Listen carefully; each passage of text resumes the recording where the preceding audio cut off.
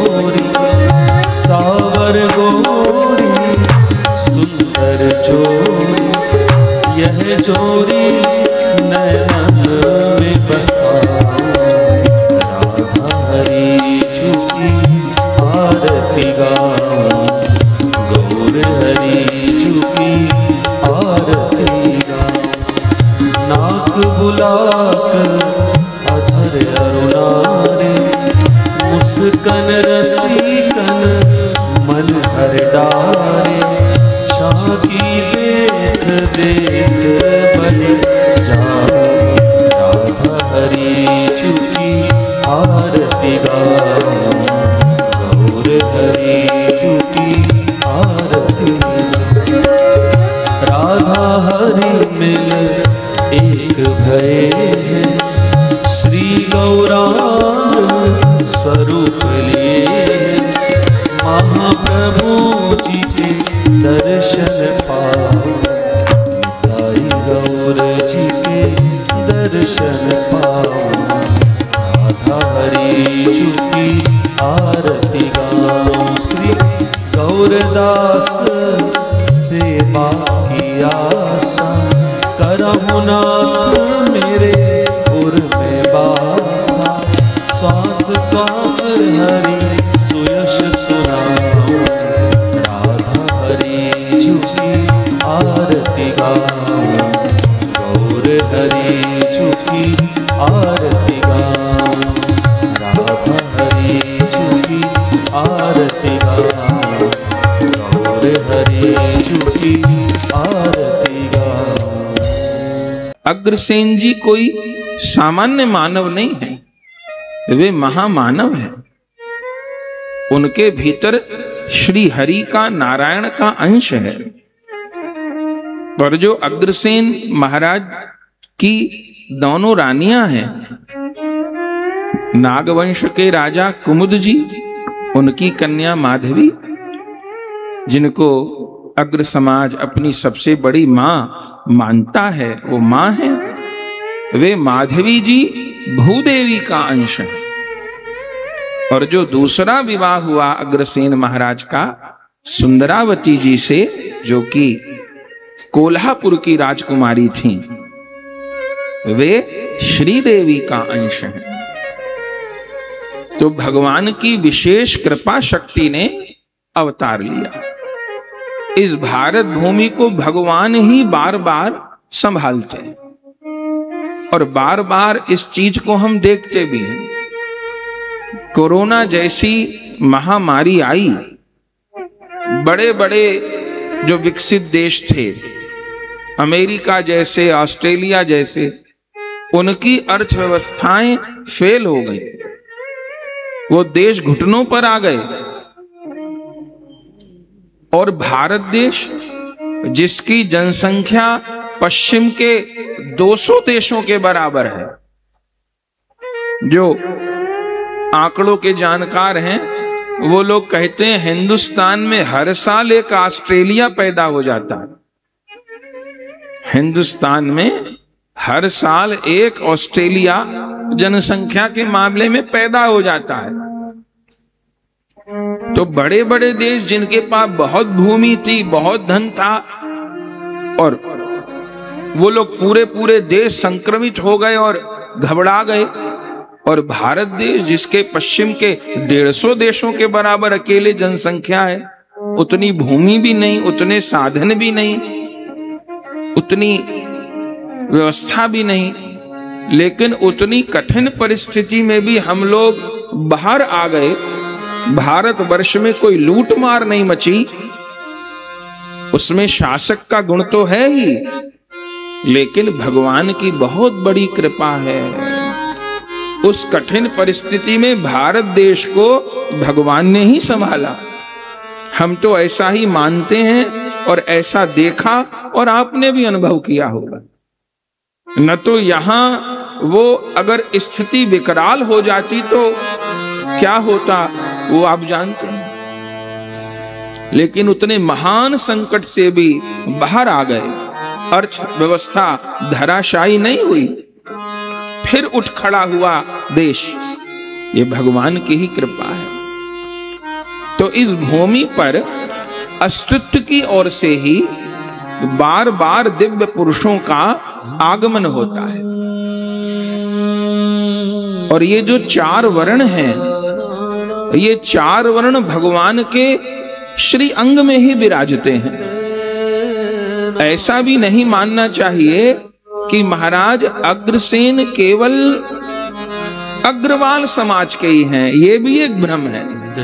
उनके जीवन को ईमानदारी से पढ़ा जाएगा, समझा जाएगा, तो वो सारे मानव समाज के ही राजा हैं। उन्होंने केवल अग्रवाल नहीं, अग्रवाल तो उनकी संतान है, उनके बालक ही हैं वैश्य तो, लेकिन उन्होंने सबके लिए किया। ये जो गुड़गांव है, अब दोबारा से नाम सुधर गया, गुरुग्राम हो गया, नाम तो गुरु, ये किसने बसाया था जी? ये किसने बसाया था गुरुग्राम? गुरु द्रोणाचार्य के कारण गुरुग्राम नहीं है, ये भ्रम है। गुरु द्रोणाचार्य के लिए दनकौर है, गुरुग्राम नहीं है। जिसको गुड़गांव कहते हैं, ये तो महाराज अग्रसेन जी ने ब्राह्मणों के लिए बसाया, गौड़ ब्राह्मणों के लिए। गौड़ ब्राह्मणों को अपना पुरोहित माना। सारे विद्यालय गुड़गांव में ही थे, अब तो दोबारा से गुरुग्राम नाम हो गया।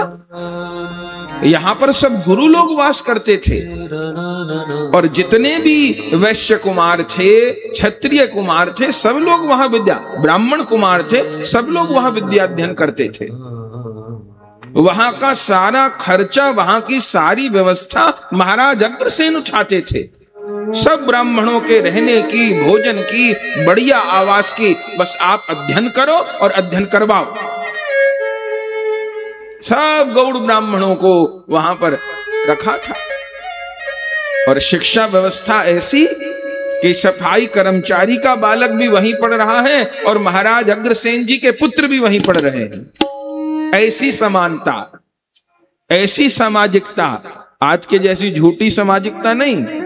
सरकारी स्कूल में किसी मंत्री का बच्चा नहीं पढ़े, गरीब के ही पढ़े या मध्यम वर्गीय के पढ़े। लेकिन देखें जरा अग्रसेन महाराज का इतिहास, जहां उनकी संतान पढ़ी, वहीं प्रजा की संतान भी पढ़ी। तो अग्रवाल समाज के तो वो अग्रदूत हैं ही, उनके तो संस्थापक हैं ही, पर उन्होंने पूरी भारत भूमि की सेवा की, उन्होंने मानव मात्र की सेवा की है, वो सबके महाराजा हैं। लेकिन जैसा सम्मान उनको मिलना चाहिए था, ये धर्मनिरपेक्षता के नाटक के चलते भारतवर्ष में वैसा सम्मान उनको मिला नहीं। उनके चरित्र को ही नहीं प्रकाशित किया गया। अकबर, हुमायूं, बाबर, ओ सबको बताई गई। मदर टेरेसा की फोटो किसी को भी दिखाओ तो कोई भी बता देगा कि ये मदर टेरेसा है, पर अहिल्याबाई होलकर की फोटो दिखाओ तो आप में से कौन बताएंगे कि ये अहिल्याबाई होलकर है, जिसने कितना बड़ा बलिदान दिया। सोमनाथ का मंदिर इतने दिन टूटा रहा, तो आप सोमनाथ जाते हैं तो नया मंदिर जो वल्लभ भाई जी के समय में बना, जो दूसरा पुराना मंदिर है वो अहिल्याबाई होलकर ने बनवाया। उनके बेटे के द्वारा एक बछड़े का उनका रथ चढ़ गया तो अपने बेटे को प्राण दंड दे दिया, जिस मां ने अपना संपूर्ण जीवन धर्म की रक्षा में, तीर्थों की रक्षा में दे दिया। उन अहिल्याबाई होलकर का चित्र हमको, आपको या हमारी संतान को दिखाया जाए तो पहचानेंगे नहीं, पर मदर टेरेसा का दिखाया जाए, चूंकि उनको प्रमोट किया गया, तो हम सब पहचान जाएंगे। तो जैसा सम्मान मिलना चाहिए था, जिस रूप में चरित्र का प्रकाश होना चाहिए था, वैसा नहीं हुआ। और बातें पढ़ाई गईं, लेकिन महाराणा प्रताप का चरित्र नहीं पढ़ाया गया, छत्रपति शिवाजी का चरित्र नहीं पढ़ाया गया, महाराज अग्रसेन जी का चरित्र नहीं पढ़ाया गया। यदि चरित्र पढ़ाया गया होता तो पता चलता हमारे कैसे महापुरुष हुए, हमारे कैसे पूर्वज हुए। जिन्होंने कितने बलिदान दिए। तो महाराज अग्रसेन केवल अग्रवाल समाज के नहीं, वो मानव मात्र के हैं और उनका सारा समाज ऋणी है। बंधुओं, आज जो वैश्य समाज है, अग्रवाल समाज है, वो भारतवर्ष की जनसंख्या का लगभग, एकदम एक्यूरेट तो नहीं पर शायद 5% होगा, 5-7% होगा, ठीक। लेकिन आश्चर्य, आप सुनिएगा, जो कुल जनसंख्या का 5% है अग्रवाल समाज, लेकिन जो सरकार को टैक्स दिया जाता है उसमें उसका 25% योगदान है। जो सरकारों को टैक्स दिया जाता है उसमें 25% योगदान है। भारतवर्ष में जहां जहां व्यापार होता है उस व्यापार का 90% होल्ड वैश्य समाज के पास है। बाकी 10% में जितनी बिरादरी है सब है, और जितना व्यापार है उसका 90% अग्रवाल समाज अधिकारी है, संचालक है। और सुनिएगा, इस भारतवर्ष में जितने परोपकार के कार्य चल रहे हैं, गौशालाएं, मंदिर, अन्न क्षेत्र, प्याऊ, जितने परोपकार के, बेटियों के ब्याह, गौ की सेवा, अस्पताल, फ्री दवाइयां, पूरे भारतवर्ष में जितने परोपकार के, चैरिटी के काम चल रहे हैं, उनमें 80% से 90% तक योगदान अग्रवाल समाज का। जो संख्या में 5% हैं, 7% हैं, वो परोपकार में उनका योगदान भारतवर्ष में 80 से 90% है, और बाकी जो 95% हैं उनका 10 से 15% है। ये संस्कार किसने दिए? ये संस्कार महाराज अग्रसेन के हैं। उन्हीं का रक्त बह रहा है अग्रवाल समाज की शिराओं में, धमनियों में। ये उन्हीं की कृपा है, उन्हीं के दिए संस्कार हैं। और एक बात और कह के फिर चरित्र की तरफ चलते हैं। संसार में और भी समाज में महापुरुष हुए। बहुत जन ऐसे हैं जो रैदास जी को अपना पूर्वज मानते हैं, बड़ी अच्छी बात है। अपने को रविदासीय कहते हैं, हम रविदासी हैं ऐसा कहते हैं, बहुत अच्छी बात है। रैदास जी को तो भगवान मानते हैं, बड़ी अच्छी बात है। लेकिन उन रैदास जी ने जिन श्री राम का भजन किया, उन श्री राम से परहेज है। अपने को हिंदू धर्म, सनातन धर्म से अलग मानते हैं और नेता लोग खूब हवा देते हैं, क्योंकि उनको तो फूट डाल के वोट चाहिए।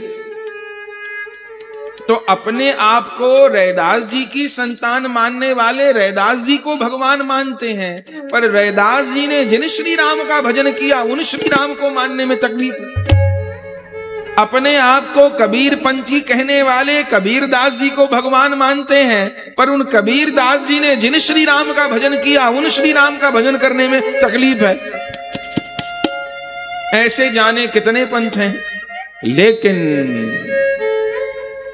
ये बड़ाई है वैश्य समाज की, जिन अग्रसेन महाराज ने सब कुछ दिया, उन अग्रसेन महाराज ने कहीं अपने को पूजने की बात नहीं की। हम लोग भगवान अग्रसेन नहीं कहते, हम लोग महाराज अग्रसेन कहते हैं। और अग्रवाल समाज किसका भजन करता है? सब श्री राम का भजन करते हैं, श्री कृष्ण का भजन करते हैं, नारायण का भजन करते हैं, भोले बाबा का भजन करते हैं, हनुमान जी का भजन करते हैं, जो हमारी सनातनी परंपरा है। तो पूरी तरह से सनातनी परंपरा को सुरक्षित किया, सनातन धर्म में मिलावट नहीं होने दी, उन्होंने तो होने ही नहीं दी। और उनकी जो संतान हुई, जो वंश बेली आज पूरे भारतवर्ष में फल फूल रही है, उस वंश बेली ने भी मिलावट नहीं होने दी। श्री राम का, श्री कृष्ण का पूरे साल कथा होती है, 90% कथा अग्रवाल समाज के द्वारा ही होती। हम लोग पूरे साल कथा कहते हैं, 90% कथा वैश्य समाज के द्वारा ही होती है, 10% में बाकी सबरे समाज आ गए। कोई ऐसा नगर हमने नहीं देखा जहां अग्रसेन भवन न हो। हर जगह अग्रसेन भवन। आपके यहां से पहले जयपुर में कथा हो रही थी, क्या जोरदार अग्रसेन भवन मारा। यहां के हॉल से भी हमको लगता है 2-2.5 गुना हॉल होगा। अग्रसेन भवन, हर जगह अग्रसेन भवन, हर जगह अग्रसेन, और बहुत बढ़िया बढ़िया एयर कंडीशन, बहुत बढ़िया कमरे, रहने की, भोजन की व्यवस्था, और शुल्क बहुत कम। आय की दृष्टि से नहीं बनाए गए समाज के द्वारा, समाज को लाभ मिले, कम खर्चे में बड़ा अच्छा आयोजन हो जाए, ये सब जगह की बात है। हम लोग घूमते हैं, देखते हैं, अग्रसेन भवन में कथा, अग्रसेन भवन में कथा, सब जगह अग्रसेन भवन बने हुए। तो ये जो सेवा का भाव है, हम लोग अभी चरित्र में आएगा तो चर्चा करेंगे। जो 20 नियम दिए अग्रसेन महाराज अपने वंशजों को, जो शपथ दिए, नहीं तो एक ये भी चर्चा चलती है, ये 20 अग्रवाल, ये 10 अग्रवाल, ये 50 अग्रवाल, ये क्या है? असलियत ये है कि अग्रसेन महाराज जो 20 नियम बताए, उन 20 के 20 का जिसने पालन किया वो 20 अग्रवाल, और जिसने उस 20 में से 10 का पालन किया वो 10 अग्रवाल, 10 वैसे जो भी कहते हैं, और 10 को भी न माने तो 50। ये कारण थी, गुण के कारण था। तो उनके उपकार तो अनंत हैं महाराज अग्रसेन जी के, और आज तो सत्य ही रहता है, सूर्य तो सूर्य ही रहता है।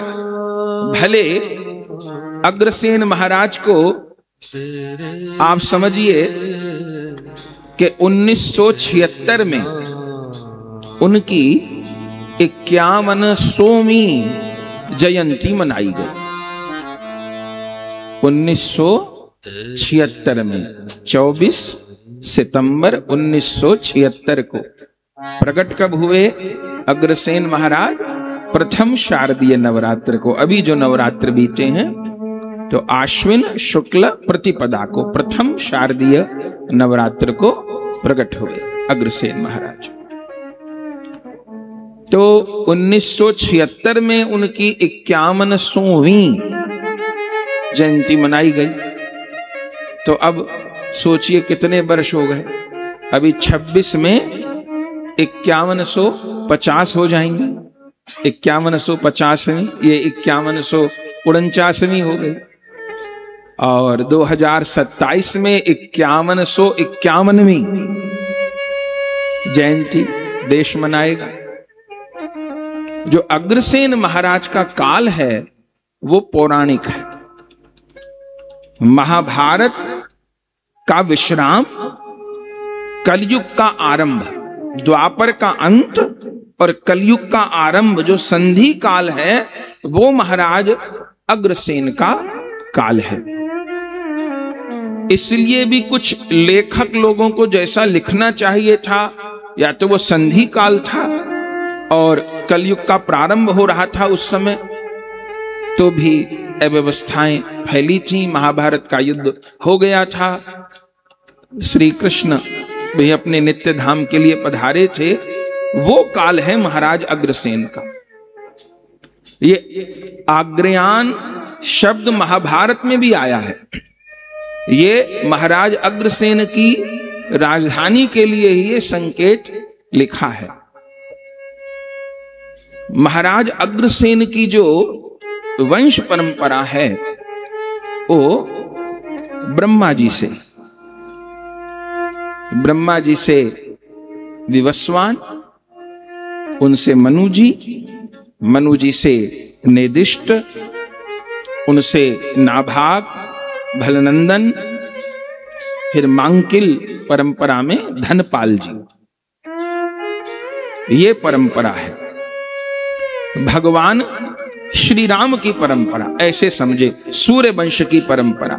श्री राम के जो 2 पुत्र हैं उनमें जो कुश हैं, उन महाराज कुश की 34वीं पीढ़ी में महाराज अग्रसेन जी प्रकट हुए। पूरी परंपरा का वर्णन है। धनपाल जी की परंपरा चली, उसमें महीधर सेन हुए। ये जो सेन शब्द लगा है वो सेना के कारण लगा है। बड़ी विशाल सेना महाराज अग्रसेन जी की। महाराज अग्रसेन जी के दादा थे महीधर सेन जी। उनके लिए उल्लेख है कि उन्होंने महाभारत के युद्ध में भाग लिया था।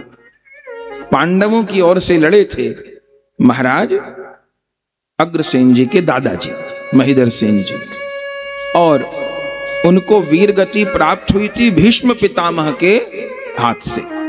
भीष्म पितामह कौरवों की तरफ से लड़ रहे थे तो वो रोज जाने कितने योद्धाओं को मारते थे। युद्ध हो रहा था तो उसमें तो वीर गति प्राप्त होती ही थी। तो भीष्म पितामह के हाथ वीर गति प्राप्त हुई थी महाराज अग्रसेन जी के दादाजी को। उनके पुत्र थे बल्लभ सेन जी। इनको अग्रसेन महाराज के पिता होने का सौभाग्य प्राप्त हुआ। फिर इन्होंने भी युद्ध में सहयोग किया था। महाराज अग्रसेन जी के पिताजी ने महाभारत के युद्ध में, वो वीर गति को प्राप्त नहीं हुए, जीवित रहे, युद्ध में सहयोग किया, बाद में पांडवों की विजय हुई। श्री कृष्ण के भक्त थे महाराज अग्रसेन जी के पिता, और श्री कृष्ण का उनको दर्शन भी हुआ, क्योंकि सेना में ही थे वो तो, और महीधर सेन जी को भी दर्शन हुआ। तो श्री कृष्ण से उन्होंने प्रार्थना की थी, तब श्री कृष्ण ने वल्लभ सेन जी को आशीर्वाद दिया था कि आपके यहां एक महान पुत्र का जन्म होगा।